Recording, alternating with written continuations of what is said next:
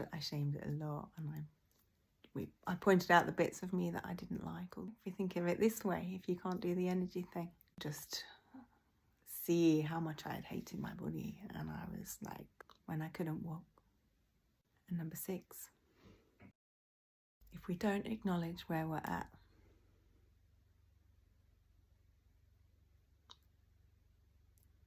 the energy stays in us. And the next thing I did was talk to my body. I made peace with my body, and then I started to talk to it. I talked to the cells, to the blood, to the lymph, to everything that was going on in my body.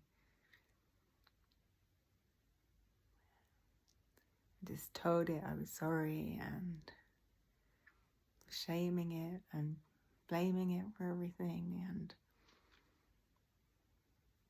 I do this in sessions which I can go deeper. Another thing I did when I was laying on the sofa because I couldn't move for 2 months is visualize. I would go within and visualize myself walking. I had seen studies done on this. I think athletes use it for training, where you just picture yourself doing the exercise and your body doesn't know the difference between what you're actually doing and visualizing. So I would get stronger each day and just visualize myself moving again and loving and talking to my body. I was also not entirely stupid. I had blood tests in the hospital which showed me mostly that they were all out of range. I'd also collapsed from anemia at another point, and I'd been hemorrhaging a lot of blood, and so my bloods were screwed. So I had the blood test done in hospital. I intuitively knew that I needed to get the bloods back into, it's not rocket science, I needed to get the bloods back in range. So I took supplements. I was sensible. I took blood thinners for 6 months and then told the doctor I was coming off, which they weren't happy about, but it's fine. So I got my bloods back in range. When they were in range, I felt it was safe for me. I didn't feel like I'm in any more danger than anyone else. Let's put it that way. And I was finding alternatives to blood thinners. I would do some research, and basically, if anything told me that it interacts with blood thinners because it can make your blood thinner, then to me that was well, it's going to make my blood thinner, right? It's not rocket sciencey stuff, okay? It's just following your intuition.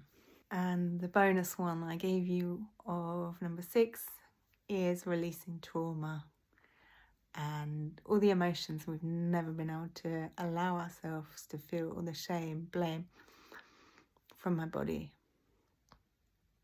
And this is a process that took me a long time to figure out different ways of doing it. Lots of modalities started coming in, and I feel like we each find our own way with this. Things come into our awareness, when they're meant to and how they're meant to. And if you're watching this, then maybe this is your sign here right now for this. But when I actually just sat with myself and be okay, what's here for me now? Things would just shake out from my body. Emotions would come up. And then I would feel the big energies leaving the body. And this happens a lot in the work that I now do with other people, because obviously I've been there myself. Let me just recap. Acknowledge where you're at. Number 2, make peace with your body and start loving it. Number 3, talk to your body. Number 4, visualize. Number 5, blood tests and supplements if you need them. And number 6, heal the trauma, the old stories, the patterns. Let them go from your body. If you'd like to work with me one-to-one, you can find the details below. Follow your intuition. Sending you love.